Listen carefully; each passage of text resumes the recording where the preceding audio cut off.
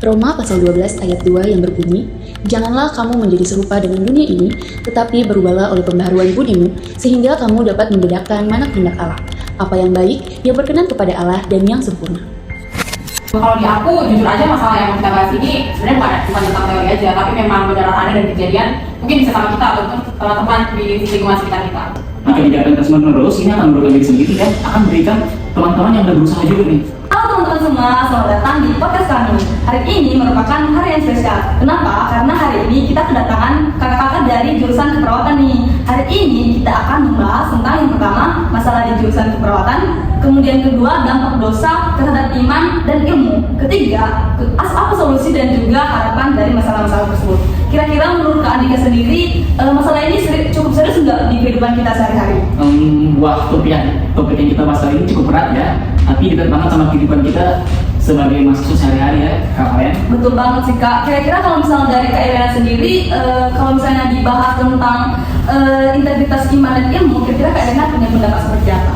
Nah, kalau dari aku, kita itu akan bicara soal integritas iman dan ilmu, terutama bagaimana dosa bisa mempengaruhi cara kita berpikir, belajar, dan juga tujuan kita kuliah di keperawatan yang sendiri, Kak. Kedengarannya berat ya Kak, tapi kita coba bawa santai dan relevan biar kita bisa dapat interaksi bersama. Kalau di aku, jujur aja masalah yang kita bahas ini sebenarnya bukan tentang teori aja, tapi memang beneran ada dan kejadian mungkin bisa sama kita atau teman-teman di lingkungan sekitar kita. Nah, jadi pendengar jangan kemana-mana ya, karena ini penting banget buat kita sebagai mahasiswa sebagai calon perawat. Iya, betul banget. Jadi, mulai kita bahas aja ya, isu-isu yang terjadi di jurusan keperawatan. Oke, teman-teman semua, kita akan masuk ke topik pertama, yaitu masalah di jurusan keperawatan. Sekarang kita akan mendengar perspektif dari Kak Andika. Oke, masalah yang pertama itu adalah masalah prinsipnya. Beberapa mahasiswa masih sering terlambat masuk ke kuliah, tidak mengumpulkan tugas tepat waktu, bahkan hanya melakukan plagiat. Dari sudut pandang iman, hal ini mencerminkan masalah aktual, yaitu melanggar aturan yang sudah jelas. Jika dibiarkan terus-menerus, ini akan merugikan diri sendiri dan akan memberikan teman-teman yang sudah berusaha juga nih. Betul banget sih Kak Andika. Kira-kira kalau misalnya dari Kak Elena sendiri, masalah keperawatan yang ada di jurusan keperawatan itu, Kak Elena berpikir apa? Nah, selain itu Kak, ada juga fenomena yang persaingannya tidak sehat. Nah, seharusnya kompetisi ini mendorong mahasiswa untuk belajar lebih baik lagi. Tetapi kenyataannya ada juga yang menjatuhkan iri hati dan enggan untuk bekerja di kelompok tersebut. Secara teologis, hal ini sangat berkaitan dengan akar dosa yang kesombongan. Dalam jangka panjang, sikap seperti ini dapat memecahkan pemersatuan di komunitas akademik, Kak. Betul banget sih Kak. Kira-kira kalau misalnya dari Kak Elnika mengalami masalah keperawatan di jurusan keperawatan ini seperti apa Kak? Mungkin lebih ke menghadapi masalah ketidakjujuran yang kayak mungkin dari kayak mahasiswa punya kasus kayak memalsukan absensi atau bahkan melakukan manipulasi data.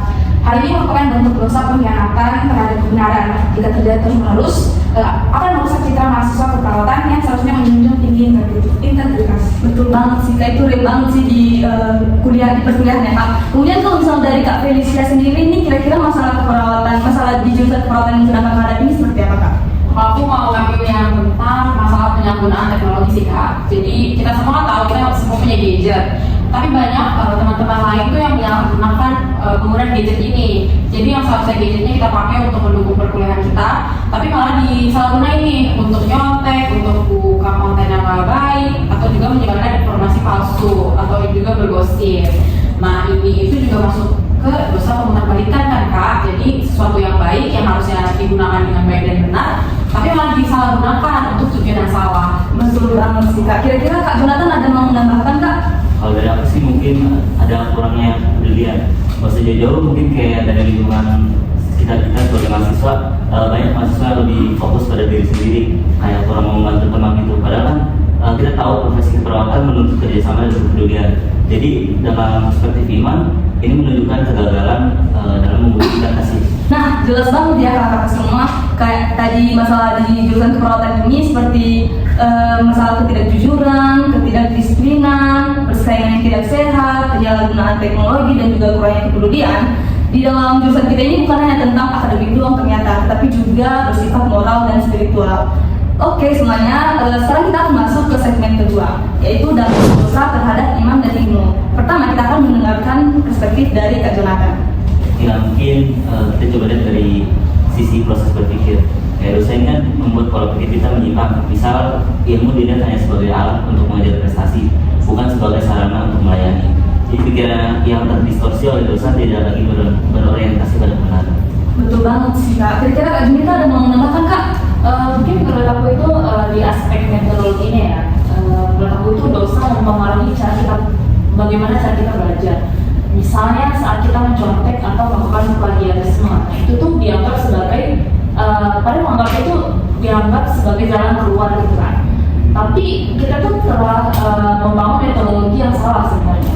Padahal metodologi ini sebenarnya dalam ilmu dia itu menuntut kejujuran, kedisiplinan dan juga keterbukaan gitu kan. Betul sih Kak. Kira-kira Kak Cynthia ada mau menambahkan Kak? Oh, aku setuju banget sih, soalnya kan tadi juga udah dibilang kan kalau dosa itu tidak hanya mempengaruhi cara berpikir, cara belajar juga, tapi ternyata dosa itu juga mempengaruhi tujuan ilmu.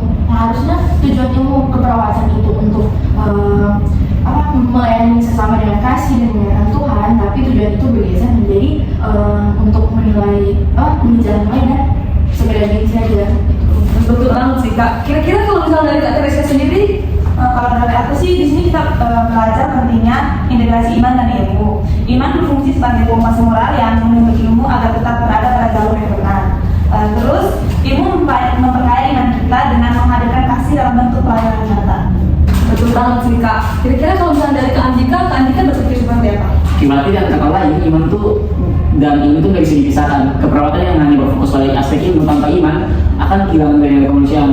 Terus sebaliknya, iman tanpa ilmu tidak cukup untuk menjawab tantangan dunia kesehatan modern. Ya, sudah sangat jelas sekali ya kakak semua. Jadi bahwa integritas ini sudah menjadi fondasi bagi kita sebagai calon-calon perawat yang berkarakter sekaligus kompeten. Baik, sekarang kita akan masuk ke segmen ketiga, di mana ini akan membahas tentang solusi dan juga harapan dari masalah-masalah tersebut.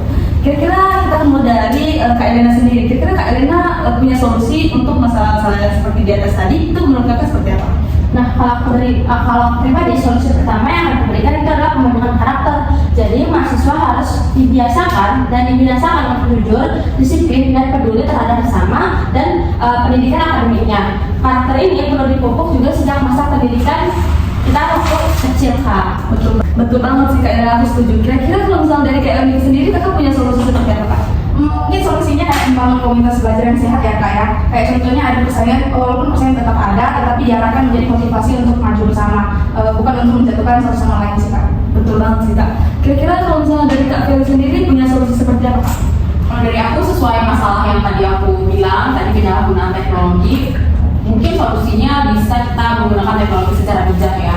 Kita mulai dari diri kita sendiri, kita merefleksikan diri kita, teknologinya itu yang kita punya, gadget yang kita pakai sehari-hari, kita harus tahu Di dunia keperawatan, kadang kita mudah tergoda untuk belajar atau bekerja hanya demi nilai atau kemampuan. Tapi ayat ini mengingatkan kita bahwa tujuan utama kita adalah melayani Tuhan lewat setiap hal kecil yang kita lakukan. Semoga kita bisa terus belajar dengan hati yang murni dan membawa kasih Kristus dalam setiap pelayanan kita. Betul banget sih Kak. Kalau misalnya dari Kak Cynthia, apakah mungkin ada tambahan itu Kak? Aku setuju sih yang udah dibilang sama Kak Elena, Kak Unika, sama Kak Junita juga tadi yang refleksi itu. Jadi dalam hal itu tuh kita bisa menciptakan lingkungan akademik yang sehat dan juga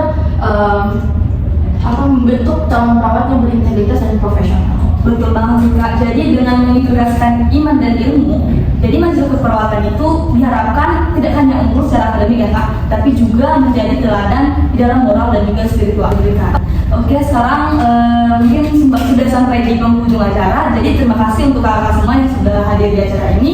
Semoga diskusi ini mendorong kita semua untuk semakin mengintegritasi iman kita dengan ilmu, sehingga ke depan kita dapat menjadi perawat-perawat yang kompeten, berintegritas, dan penuh kasih. Sampai jumpa pada episode berikutnya. Dan Tuhan Yesus memberkati. Tuhan Yesus memberkati.